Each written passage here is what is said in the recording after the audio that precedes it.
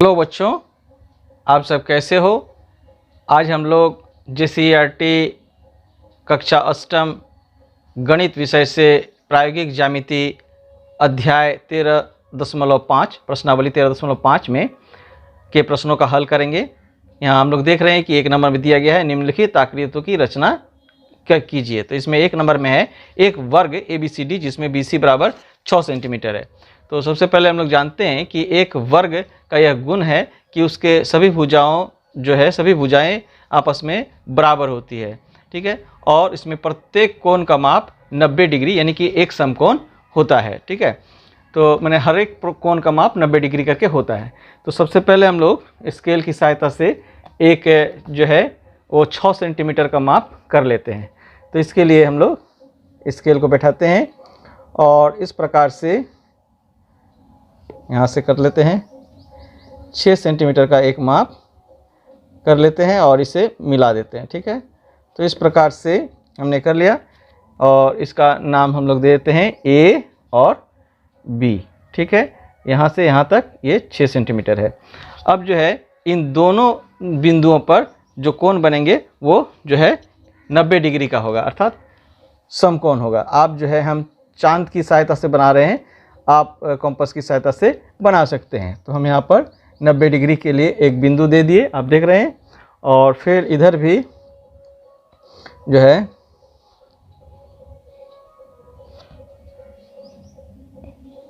इधर भी 90 डिग्री के लिए एक बिंदु दिया गया है, ठीक है। और अब जो है इन बिंदुओं को आपस में हम मिला देते हैं, ठीक है। तो इसे हमने मिला दिया, इस प्रकार से हमने मिला दिया, ठीक है। अब जो है हम जानते हैं कि ये जो हमने माप लिया है ये 6 सेंटीमीटर का है, ये 6 सेंटीमीटर का है। तो इसे हम 6 सेंटीमीटर फिर से इसे माप लेते हैं और फिर ऊपर की ओर इधर और पुनः इधर काट लेते हैं और फिर यहाँ पर इन दोनों जो कटे हुए भाग हैं इनको मिला देते हैं, ठीक है। तो इस प्रकार से ABCD चतुर्भुज हमारा बन गया है और जिसमें सभी भुजाएं 6 सेंटीमीटर के हैं, 6 सेंटीमीटर करके हैं, ठीक है। और ये जो प्रत्येक कोण है ये सारे कोण 90 डिग्री के हैं, 90 डिग्री के हैं। तो इस प्रकार से 90 डिग्री, तो इस प्रकार से ये जो है हमारा वर्ग का आकार बन गया है जो ABCD है। और प्रत्येक भुजा यानी कि यहाँ पर केवल BC दिया गया है, परंतु हम जानते हैं कि सभी भुजा जो है बराबर है, इसलिए यहाँ पर सभी भुजा 6 सेंटीमीटर बनाया गया है, ठीक है। तो बच्चों हम लोग 2 नंबर के प्रश्न को देखते हैं और उसका भी किस प्रकार से हम रेखांकित कर सकते हैं, किस प्रकार से उसका चित्र बना सकते हैं, देखते हैं। तो बच्चों यहाँ पर हम लोग देख रहे हैं कि प्रश्न में लिखा गया है एक समचतुर्भुज जिनके विकर्णों की लंबाई 6 सेंटीमीटर और 8 सेंटीमीटर है।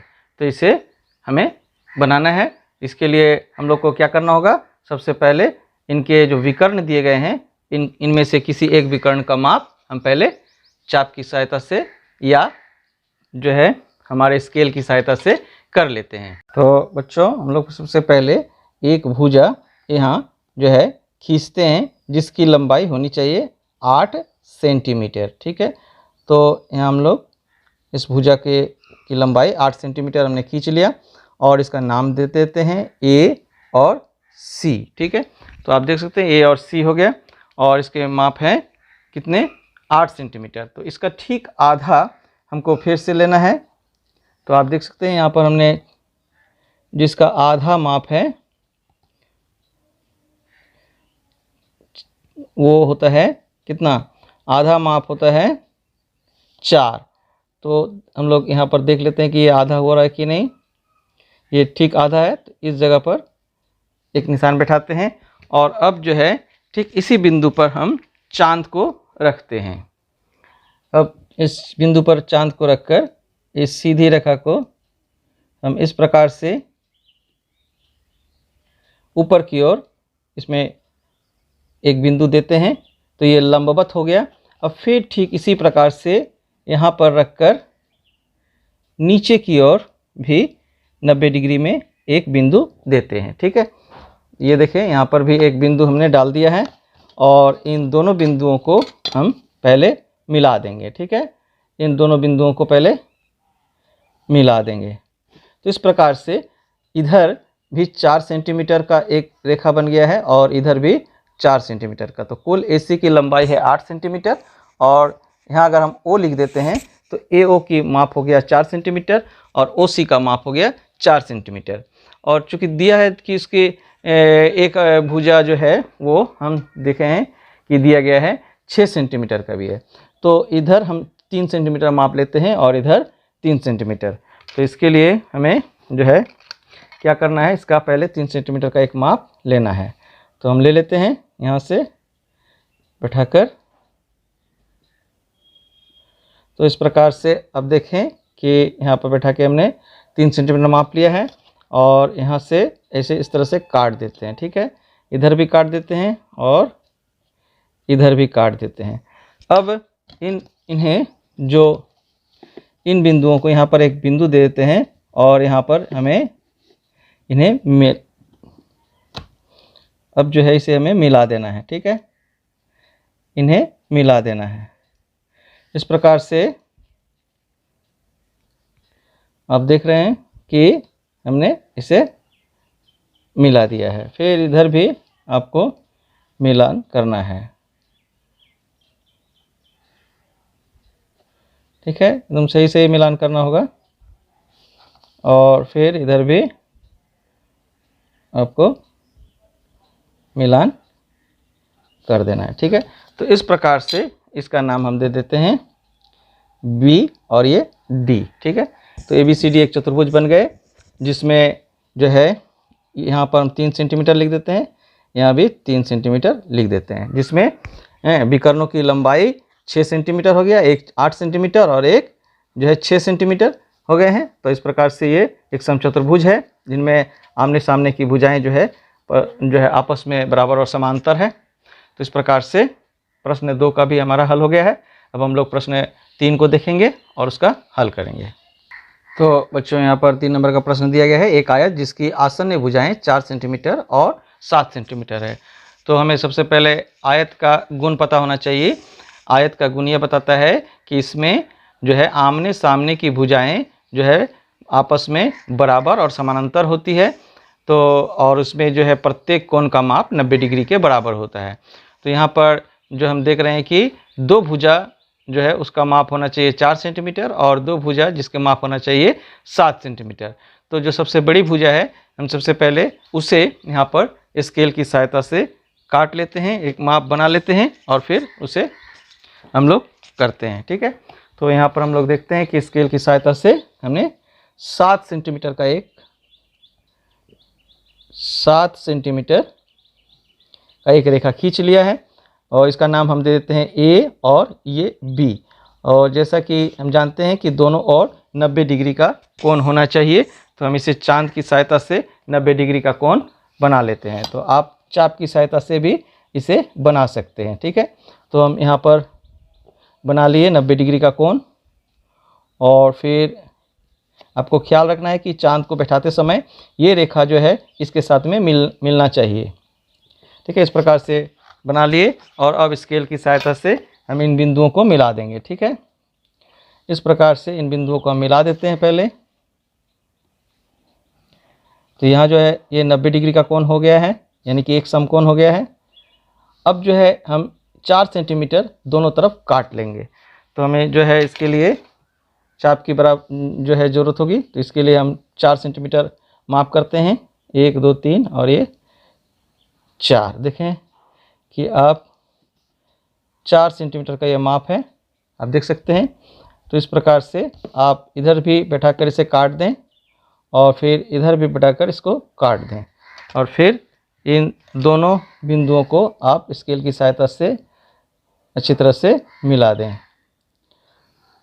तो इस प्रकार से जो है इस प्रकार से ये माप 4 सेंटीमीटर का हो गया, ये भी माप 4 सेंटीमीटर का हो गया, परंतु ये माप कितना का था 7 सेंटीमीटर का। तो ये भी माप 7 सेंटीमीटर का ही हुआ और ये भी 90 डिग्री का कोण हो गया और ये भी 90 डिग्री का कोण हो गया। तो इस प्रकार से ये एक आयत बनकर तैयार हो गया है जिसमें आमने सामने की भुजाएं 4 सेंटीमीटर और 7 सेंटीमीटर है, यानी कि आसन्न भुजाएं 4 सेंटीमीटर और 7 सेंटीमीटर है। अब हम लोग 4 नंबर का प्रश्न लिखते हैं और उसका हल करते हैं। तो बच्चों हम लोग देख सकते हैं कि यहाँ पर 4 नंबर का प्रश्न लिखा गया, एक समांतर चतुर्भुज PQRS जिसमें PQ 6 सेंटीमीटर है और QR 7 सेंटीमीटर है, क्या यह अद्वितीय है, अर्थात इससे जो हम बनाएंगे चतुर्भुज, क्या वो अद्वितीय होगा, उसे माने और दूसरी तरह से नहीं बनाया जा सकेगा, यह पूछा गया है। तो हम लोग पहले बना लेते हैं, फिर देखेंगे कि वो अद्वितीय होगा या नहीं होगा। तो इसके लिए सबसे पहले हम लोग क्या करते हैं, ये जो PQ या QR जो भी हो उसे पहले हम लोग बना लेते हैं। तो सबसे पहले जो बड़ी भुजा है उसे ही हम लोग बना लेते हैं।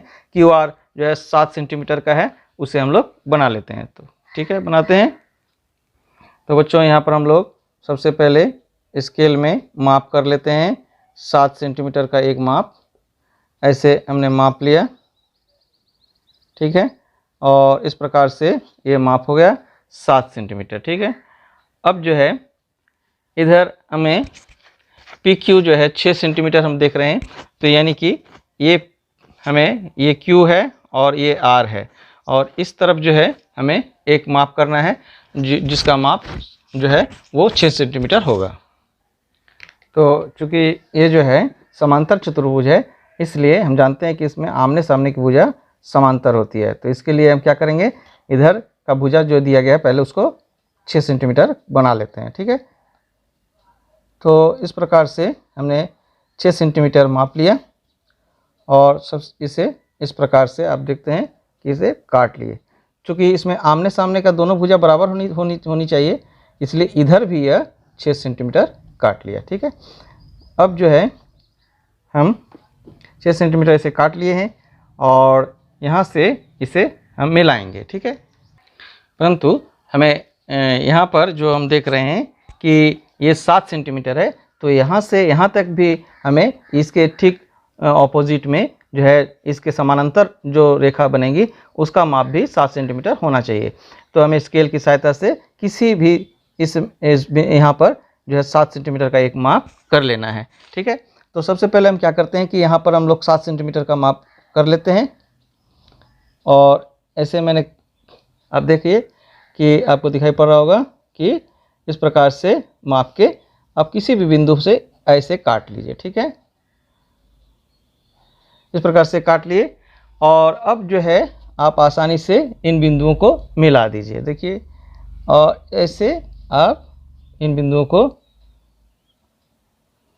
मिला दीजिए, फिर इधर भी मिला दीजिए।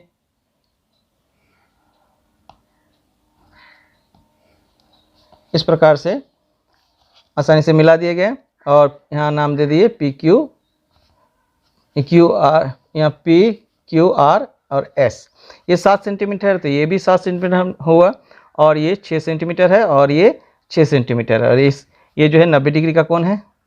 तो इस प्रकार से ये समांतर चतुर्भुज बन गया।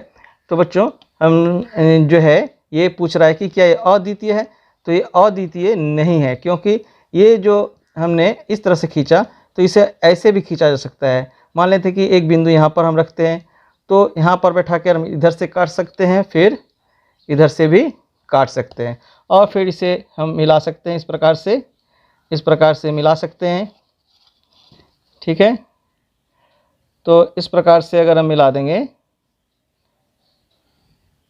तो ऐसा भी एक चतुर्भुज बन सकता है, ठीक है। तो चूँकि वो अद्वितीय होता तो और उस प्रकार का चतुर्भुज नहीं बनता, ये अद्वितीय नहीं है तभी ऐसा बन पाया। तो इस प्रकार से बच्चों सारे प्रश्नों का हल इस अध्याय में हो चुका है। यदि वीडियो अच्छा लगा हो तो वीडियो को आप लाइक करें और इसे ज़्यादा से ज़्यादा शेयर करें ताकि सभी को इसका लाभ मिल सके, और साथ ही घर पर रहें और अपना ध्यान रखें इस कोरोना काल में, और स्वस्थ रहें।